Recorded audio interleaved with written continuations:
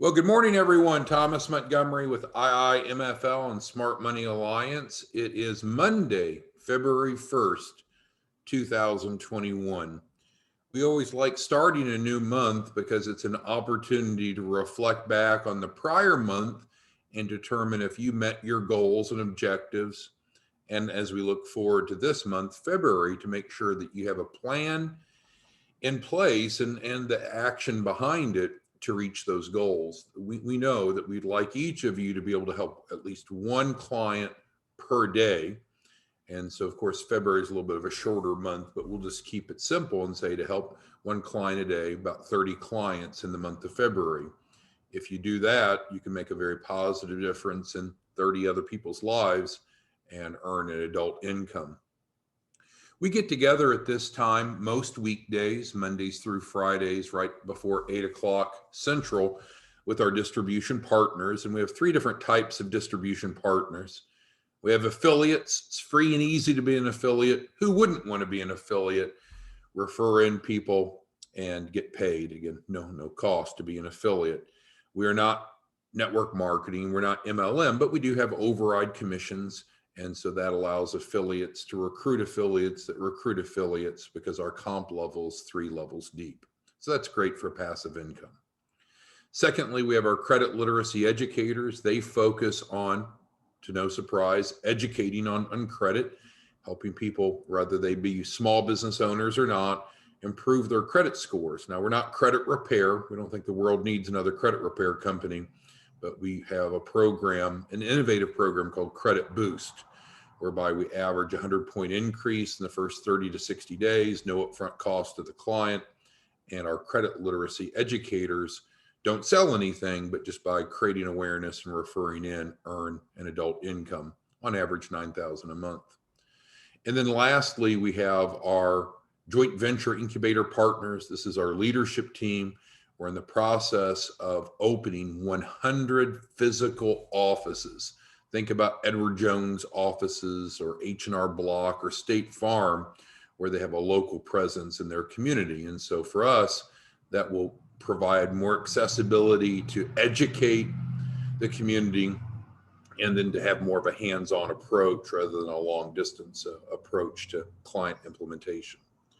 So with all that being said, we get together again most Mondays through Fridays, and we have a specific topic today because it's come up a few times. People have asked, well, if someone wants to make sure that what we do and who we are is credible, how do we go about establishing credibility? And so that is our topic today. So you can see the agenda, hopefully, here on your screen. And we have 1, 2, 3, 4, 5 major points that we're going to talk through. Again, as usual, this is meant to be a very collaborative discussion. So if you have questions, comments, or concerns, you're going to type them into the Q&A, the question and answer box on Zoom, so we can all learn from your questions or your comments and we can address them. All right, so we're going to start out with the first of the 5 points, and I'll pause after each one so we can reflect amongst ourselves, is this credible or not? Because that's what we're trying to do, is determine if someone wants to confirm that what we do is credible. We're going to look at these 5 different areas. So the first is making sure that they know what we do, because I know in some cases people might not understand what we do, and therefore they jump to conclusions that what we do is different than what we do, and maybe it's not credible. But what is it that we do? What is it that we do? We help entrepreneurs access capital.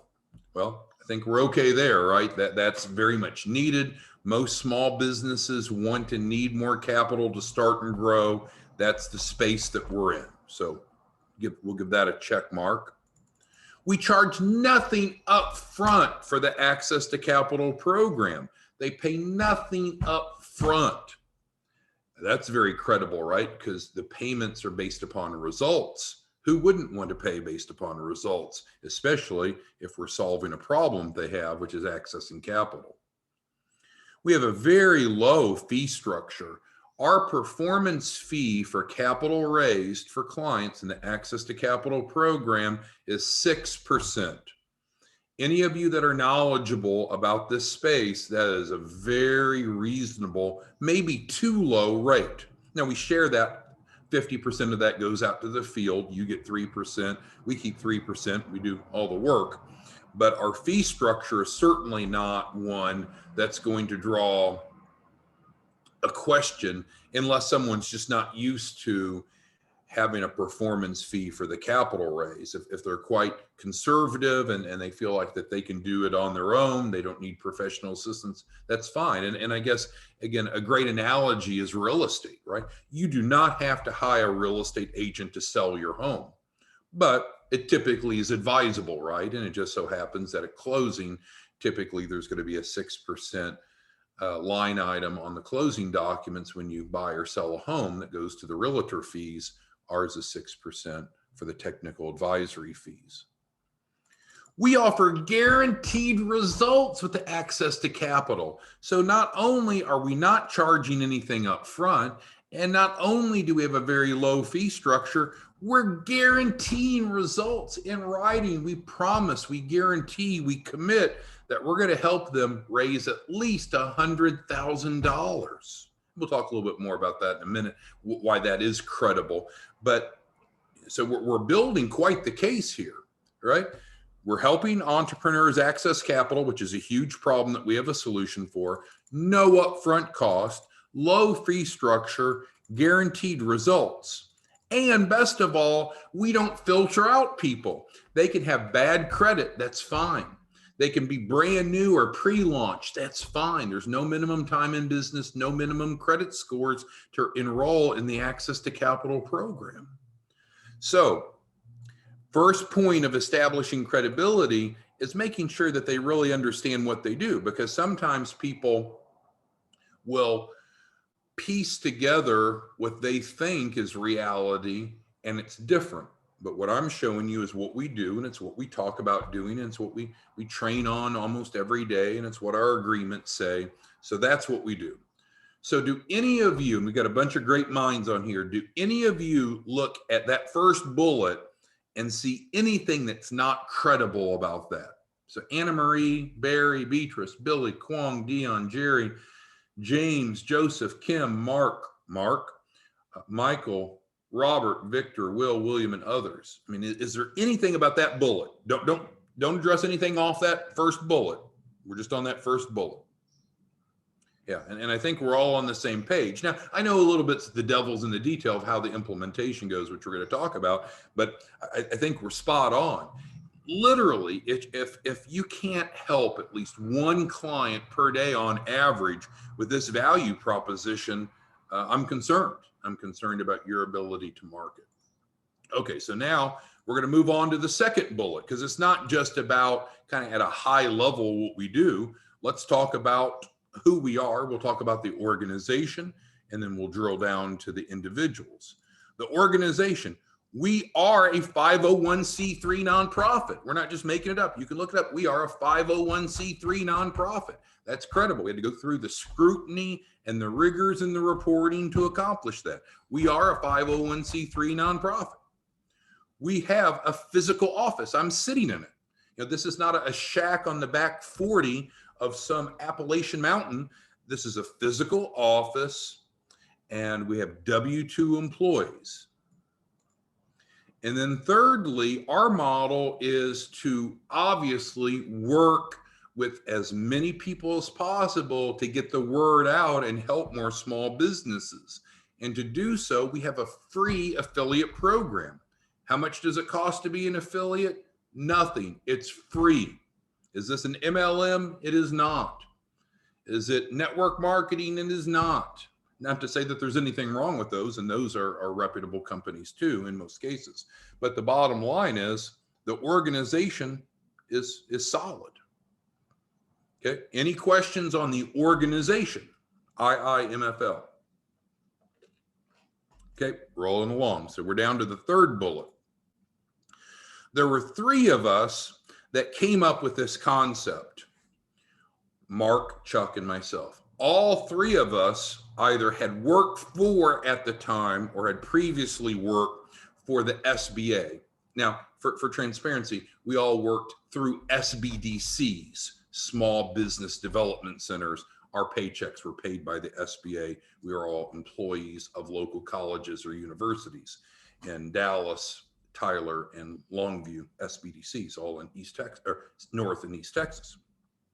And so we started getting together and realized, I think part of the conversation came in Washington, D.C. We went for the annual conference in D.C. and just started to realize, wow, there's a lot of small businesses that are not being helped by the current model. There's a lot of the early stage and the less sophisticated entrepreneurs are often not being properly addressed through the current programming, through SCORE, SBDCs, and otherwise. And we realized there was an opportunity to fill that void and to monetize it, not necessarily for ourselves, but to work with professionals like each of you who now can have a new arrow in your quiver, go out and help small businesses and get paid an adult income. So that seems pretty credible to me. Maybe you don't think so, but we came from being small business advisors, paid by a grant. Each of us were paid by grants through colleges to do much of the same, but we just realized there's a lot of people being left behind.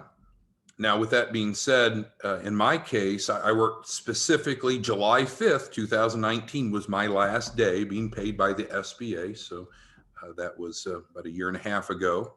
And I'm also a former college professor, full-time, and it's very difficult. There's 55 people that applied for that one full-time professorship position. I got hired. I taught full-time, mainly in person. I had one online class, but taught financial literacy, a lot of the topics that you and I are helping people with because there's a great need. And also I taught an entrepreneurship class I developed the curriculum. And a lot of what we do when we take clients through this 4-week sequence is based upon what students used to sign up for college, pay for 3 credit hours, go buy their textbook, and over 12 to 16 weeks, I was doing the same with them as college students, as you and I are helping entrepreneurs with now. So in my mind, we're sitting on check. This sounds really good. The organization is obviously credible, and our background is outstanding. All right, so now we're going to dig in a little bit more to the model because, as I mentioned before, the devil's kind of in the details of how things are accomplished. So let's dig into the model as we work to continue to make sure that we can establish credibility if asked by others. Well, and some of this has evolved. So I'm not going to mislead you and say from the time that Chuck and Mark and I all sat down, we had it all figured out right. We didn't. And we've always worked hard to do what we said that we would do, but the model had some kinks in it earlier. Now it's, I think, very stable and very smooth. But for example, one of the things that we didn't do enough early on that we do now is kind of infuse financial literacy. Because what I know, the reality is the average small business owner doesn't care about increasing his or her financial literacy. Most of them really don't. They just want money. They just want the results. Some of them will be so brash that they'll just tell you that. Others are thinking that. So we've had to take a very subtle approach to financial literacy because they need it. And if the less financial literate they are, the more likely they are to fail and then bitch about it. So we need to build financial literacy. But if we just went out and talked about financial literacy, we wouldn't have near the draw to attract new clients as we do. So how's it evolved? Well, the first 4 weeks for each client is a structured curriculum. There's a topic each week. So we teach and then we help them implement. We teach and we help them implement. The curriculum that we use for teaching is award-winning. It was developed by the FDIC. It's promoted by the SBA. There is no one that can credibly attack the legitimacy of the model. We are teaching what most small business owners don't know and they need to know. Now, the truth is each week we have a training and we have a participant guide even for them. We don't beat them over the head. It's kind of on an honor system. So if they don't want to go through that lesson, they don't want to complete the participant guide, we don't kick them out of the program. We don't reprimand them. We're making it available. And so that's, if you wanted to find some scrutiny, that's where you could find some.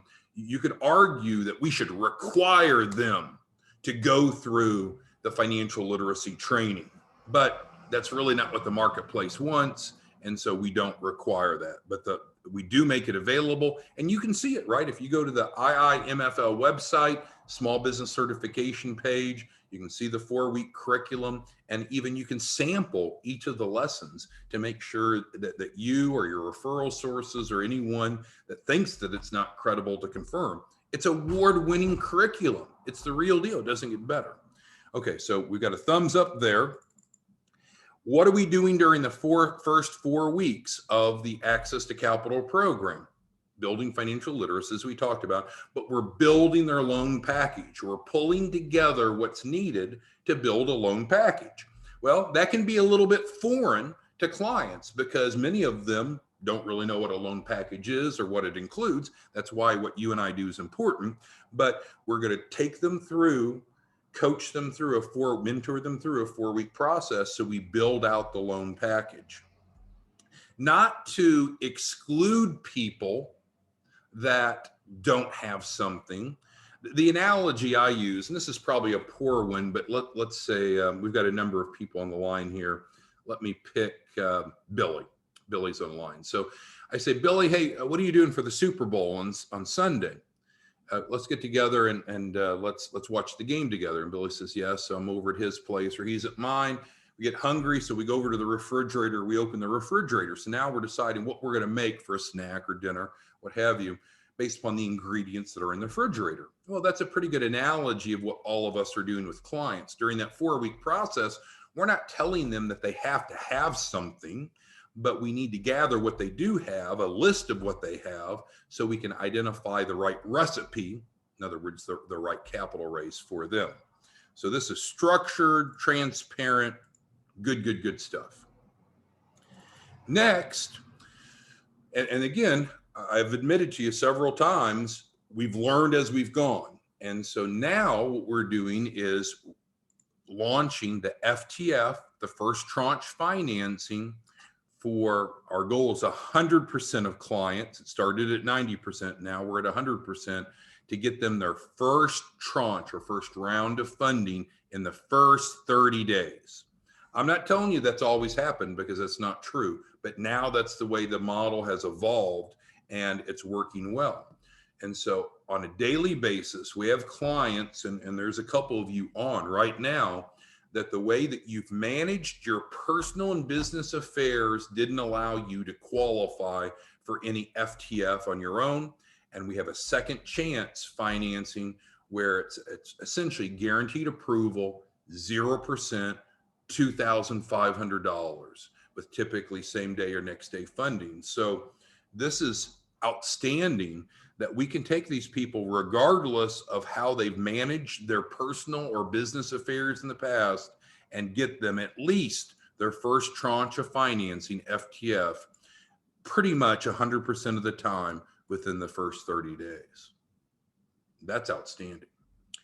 All right, and then ultimately, what we're doing is taking clients from wherever they are and helping them get to at least $100,000 capital raise.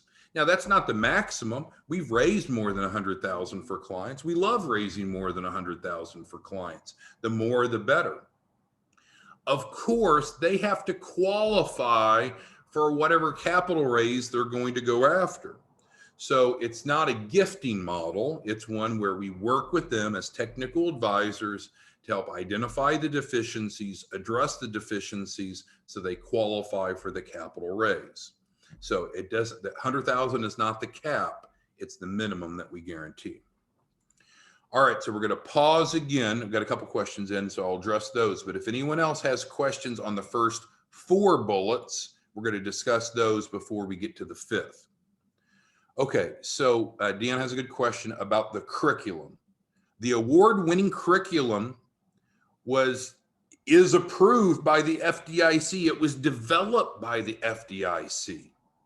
So it's FDIC developed curriculum, Dion, and the SBA promotes it. Great question. Okay. Who else has questions on the first 4 bullets?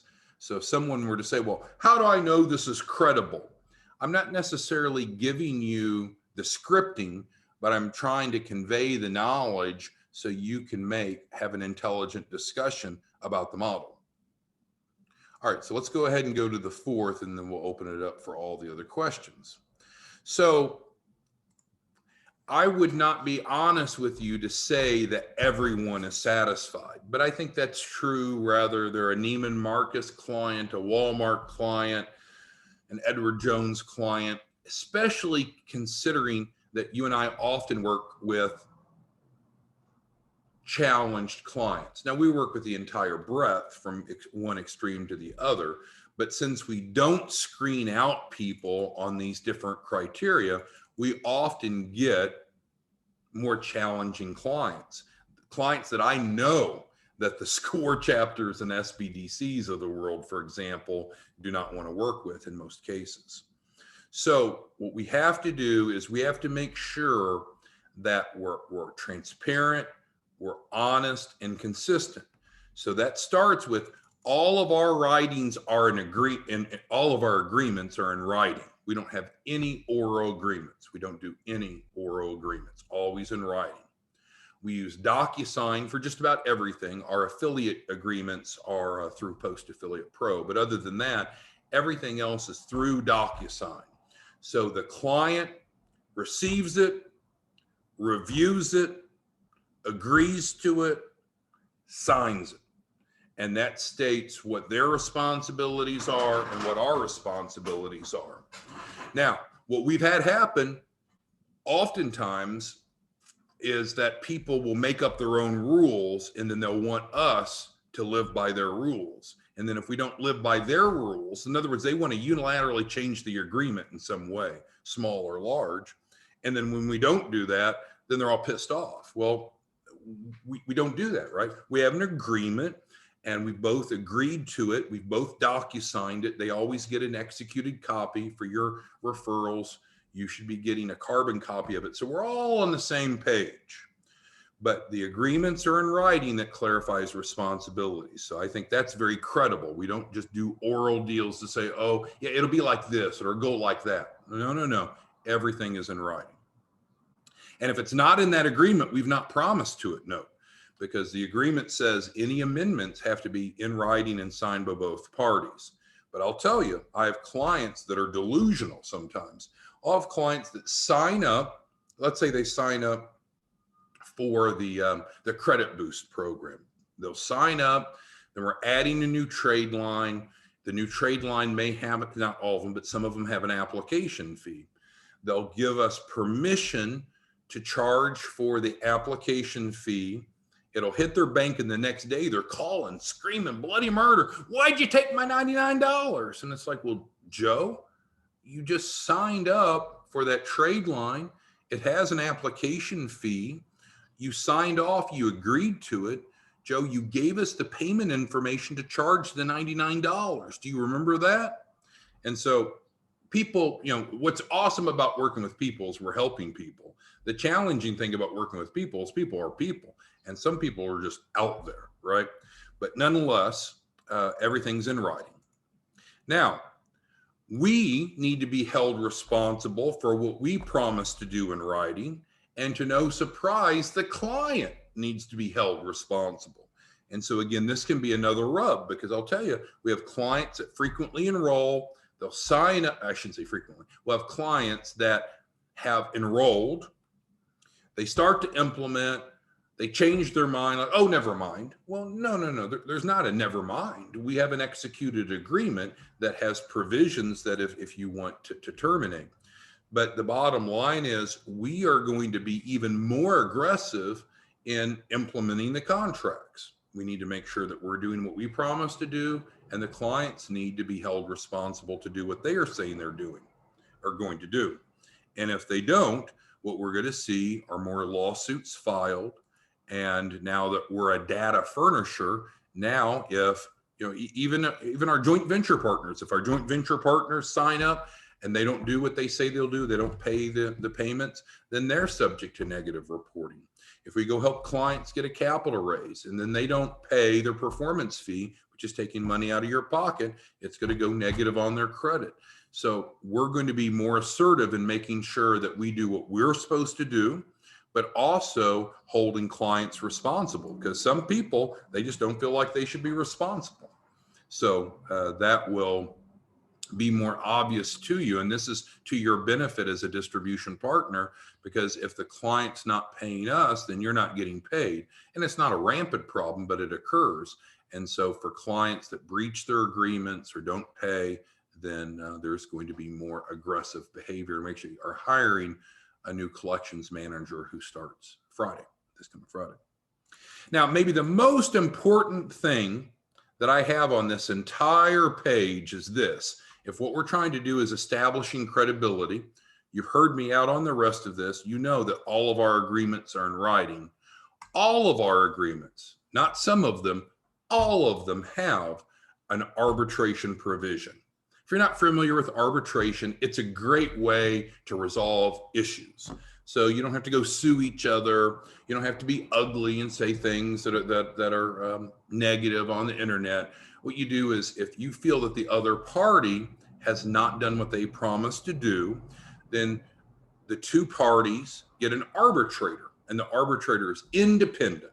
Arbitrator doesn't care about, doesn't have a personal relationship with either party, but then both parties describe their case to the arbitrator. So it's in lieu of a judge instead of a lawsuit.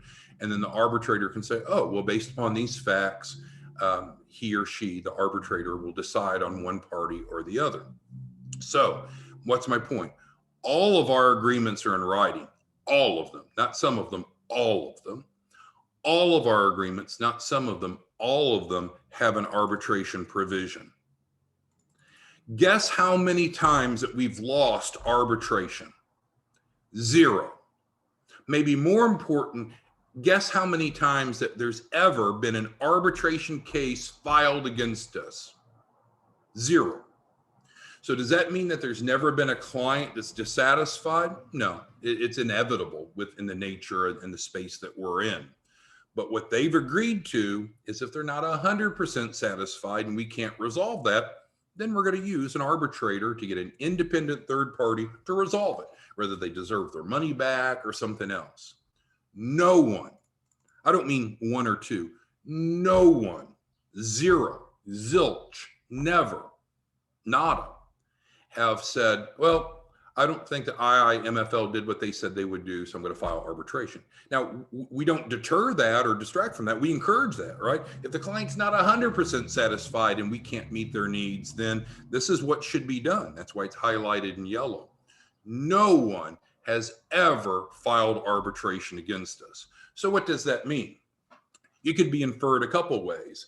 Either people are not following their agreement, that if they're dissatisfied, they're not resolving it the way that they promised to, or they don't really have a credible beef. They're just irrational, emotional, disillusioned, illiterate, or what have you.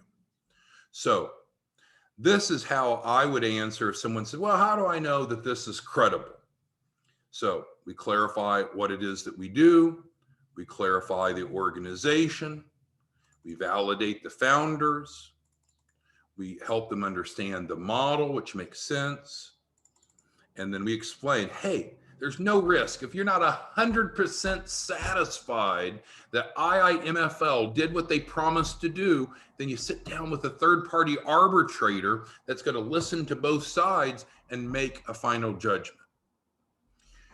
All right, so those are the 5 points of how I would recommend establishing credibility or even addressing negativity towards the model. So let's get into your questions, comments about this today.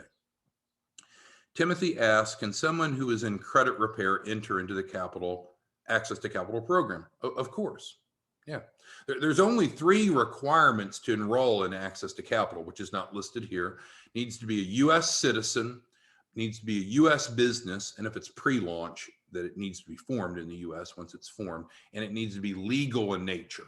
Can't do child trafficking, human trafficking, or elder porn or anything like that. So as long as it's a U.S. citizen, a U.S. business, and legal in nature, so there are no other requirements, including, Timothy, what you're asking, are they excluded if they're in some sort of credit repair program? We don't care if they're in some sort of credit repair program. It's not one of the 3 requirements, is it? Okay. Mark asked 6%. Okay, so the 6% of the capital raise is for all capital raised under the agreement, regardless of type. So it could be from a line of credit. Let's say we get someone a $100,000 line of credit, Mark. So it's a $100,000 line of credit that they don't have to use if they don't want to pull from it. So they get 100,000. BBVA Compass is one of our favorite banks for lines of credit. So they get a $100,000 line of credit. And so they've not pulled anything from it. And I think what Mark's asking, well, would they owe us 6% because they've not used any of that 100,000? Yes, definitely. We help them, whether it's a revolving, a line of credit, an installment, what have you. And it's all that's defined in the agreement, of course, Mark. The 6% applies, including the first tranche. Thank you, Mark, for asking that. Okay, and so Timothy has another question. Okay, so let me try to answer it. So we have no upfront cost, and I guess we could even add a bullet here. So we do have a refundable deposit, but it is deferred until after the first capital raise. So there's a $2,500 refundable deposit that we do not collect up front. We wait until after the first tranche of financing. And then that refundable deposit is fully refundable as long as the client complies with the agreement, which means they pay their bills on time and that they work with us to raise at least the 100,000, which is what the model is based off of. So let me see the rest of your question, Timothy.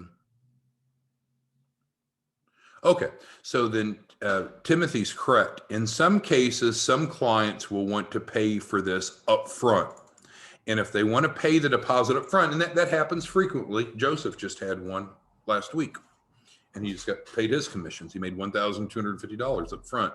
So if you have a client that wants to do this, but wants to pay the refundable deposit up front, you collect, Timothy, you collect the $2,500 from them. You keep half, you submit half into us, and then we implement. We call that capital ready. It's evolved to capital ready package 3.0. Essentially, they get 2 benefits, Timothy, by paying the deposit up front. Then they have access to the credit boost without paying a performance fee for improved credit, and they get a free commercial address. Those 2 are equal to a couple $1,000s of benefit. So it's fine if the client wants to pay the deposit up front. It's not unusual. If they want to pay the deposit up front, then Timothy, you're going to collect the $2,500 from the client, submit half to us, and keep half. You're not charged back that refundable deposit. So they'll get their $2,500 back as long as they comply. But them getting the refund of their deposit does not economically harm you. It's not charged back against you, Timothy. Very good. Dion asked a really good question, and I used to talk about this more, and we'll close out on this. This 6% is flexible, and I should have mentioned this. 6% is the default. It's the way that the agreement is written. But Dion, if you and others want to offer discounts to your clients, you can discount that 6% down to a lower amount. Theoretically, you could lower it all the way down to 3%. Why is that possible? Well, we're going to charge the client 6%, and we're paying out half of that to the field. So let's say, Dion, you're getting 3% of the 6%. And you say, hey, I want to work for free. Dion says, I want to work for free. This is a social cause for me. It's a humanitarian issue. So he doesn't want to be paid 3%. Well, we're still going to collect 6% from the client. We're still going to send 3% to Dion, but he can turn around and legally and ethically rebate that 3% back to the client or to referral sources or what have you. So yes, Dion, you can definitely lower this down because we're paying out 50% to the field. Thank you, Dion, for that question. Okay, Billy's got a good operational question. So he's got a client's come aboard and they've got poor credit. Well, remember, Billy, not all sources of capital look at personal credit. So we're never worried about a client with poor personal credit. We welcome them. We love bad credit clients. So that is the least of our worries. If they've got crappy credit, we can either boost it up or pivot around it and just do capital raise, a position of capital raise that doesn't use personal credit, whether it be through business credit instead or the other 3 C's. So I don't think in your mind, Billy, that you need to try to filter or qualify people based upon their credit. It doesn't matter. Credit is fluid. It changes, right? And so we can help them improve it, or we can just work around personal credit. So don't feel that you need to do anything different with people that have crappy credit. They're probably your best clients, right? Because we're giving them a lifeline. We're giving them a second chance. We're helping them raise capital, even though they have some barriers that maybe keep them from being helped through other resources. All right, so Dion says for his campaign, he's going to be collecting the $2,500 up front, and that's perfectly fine because there's extra perks. It's not like you gimmick them to pay $2,500 up front. There's several of you, Barry, Monique, several of you almost exclusively bring on clients that pay the $2,500 up front. So Dion's got a question now. So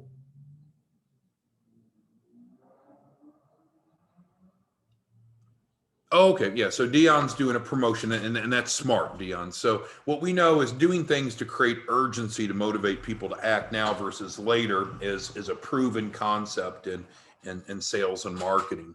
And so yes, if you wanted to offer them some perks in terms of a discount of a 1 or 2 point discount, so they're paying net of 3%, 4% or 5% instead of 6% if they sign up right away. Or if you want to give them a discount off the $2,500 up front, maybe you give them a 10% discount. So they're only paying $2,250 if they sign up today. Those are smart strategies, Dion. Technically, we won't know about those, and we don't need to know about those, because for the $2,500, we really don't know, Dion, if you've collected $2,500 or less. All we know is you sent in the half to us, the $1,250. So we implement. And then we're going to collect 6% from the client. But if you're going to rebate part of your commissions back to the client, again, we don't know about that. We don't really need to know about that. We're treating everything as a standard deal.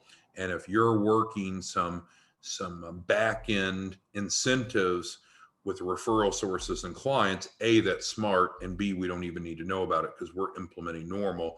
You're adjudicating those dollars on the back end. Great, Dion. Michael asked, how does the client make payments?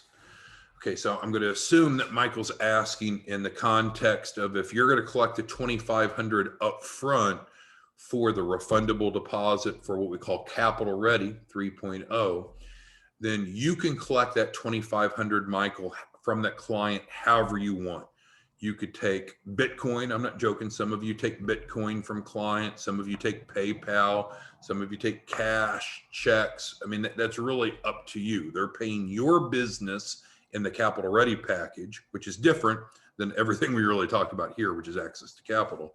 But however you want to, it's your business, Michael. So however you collect money from your clients is your business. It doesn't matter to us. If it's Capital Ready package, you're going to collect $2,500, send in half to us. What we were talking about, though, is the access to capital where there is no upfront cost. So, of course, you don't need to collect anything.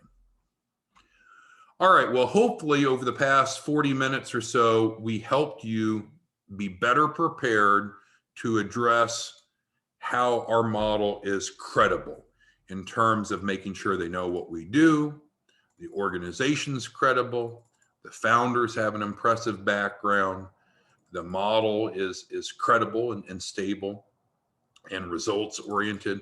We do expect now to get 99.999% of clients funded their first tranche of financing in their first 30 days. And again, that's not always been the case, but that model's in place now and it's working. And then we have clear dispute resolution. So if someone has a complaint, of course, we want to try to resolve that directly. But if we're not able to, then they shouldn't feel angry or victimized or anywhere in between. They're like, okay, well then let's sit down with an arbitrator. That's what we agreed to do in our agreement as adults, and we'll let that third party hear both sides of the case. So with that being said, it's a new month. Let's go out and average one deal a day. Make sure you're earning adult income, and we'll see you back here tomorrow morning, same time, same place. Have a good day. Thank you.